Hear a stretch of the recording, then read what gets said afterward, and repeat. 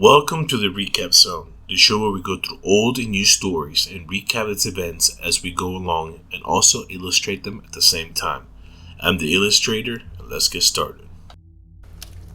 The story is set in England around the turn of the 20th century. It opens up with the elderly Mr. and Mrs. White and their son Herbert in their cozy family home one stormy evening. Father and son are playing chess while Mrs. White knits at the fire. From their conversation, it appears that they are expecting a visitor. The visitor soon arrives. Mr. White introduces him as Sergeant Major Morris. The family welcomes him warmly, and as he relaxes with a drink, he tells them exciting stories of his time in India. Mr. White remarks that he would like to see the strange and exotic sights of India, but Mr. Morris says he's better off at home. Mr. White remembers a strange tale of a monkey's paw that Morris recently told him. Morris somewhat reluctantly shows him the paw and declares that an old Indian fakir placed a spell on it.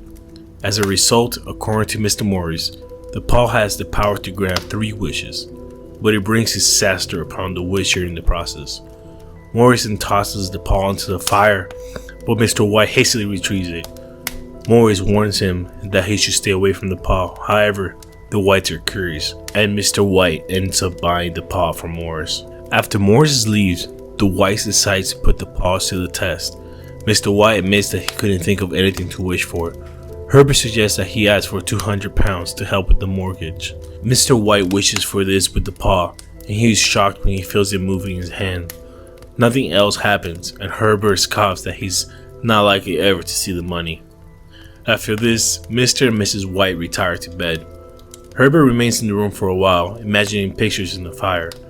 Finally, he sees a strange, monkey-like face in the flames, a sight which frightened him. Reaching for some water to pour on the fire, he accidentally touches the monkey's paw, which alarms him further. In this rather unsettled mood, he too heads for bed. Next morning arrives, bright and cheerful, and Herbert is able to dismiss his misgiving of the previous night. He jokes with his parents about the monkey's paw and then leaves for work. Mrs. White continues to tease her husband about having made the wish, but she too appears to be on the lookout for something to happen, and is disappointed when the morning's mail only brings a bill. However, she is intrigued when a well-dressed stranger basically turns up at her door. She makes him as welcome as she can, believing that he's bringing them good news about the £200. In fact, he has come to tell them that Herbert had been killed in an accident at work. Mr. and Mrs. White utterly devastated at this news, but there is still worse news to come.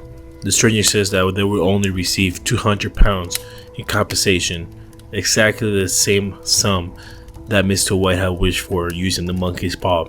At this revelation, Mrs. White screams aloud, and Mr. White collapses in a faint. After Herbert's funeral, his grieving parents return to the family home, which now appears desolate. A few nights later, Mr. White awakens to find his wife lamenting for their son at the window. Then she startles him by suggesting that they should use the monkey's paw to wish Herbert alive again. Mr. White is utterly horrified at the thought of summoning their son back from the grave, especially because he was mangled beyond recognition in the accident. However, Mrs. White is too excited to listen to reason and forces her husband to make the wish upon the monkey's paw. She waits by the window for her son, but nobody comes. Very relieved, Mr. White returns to bed. After a while, his wife joins him. Eventually, Mr. White gets up again to light a candle. While on the stairs, he suddenly hears a soft knock at the front door. Terrified, he rushes back to his bedroom. His wife is roused by the commotion and tries to pretend that it was just a rat making noise. However, the knocking grows louder. Mr. White is ecstatic, believing that her son had indeed returned, and hurries downstairs to let him in before her husband can stop her. Mr. White is left with only one course of action: to make his final wish on the monkey's paw. We're not told exactly what he wished for, but when he makes it, the knocking stops. When Mrs. White opens up the door, there's no one there. The moral of the story is, be careful what you wish for.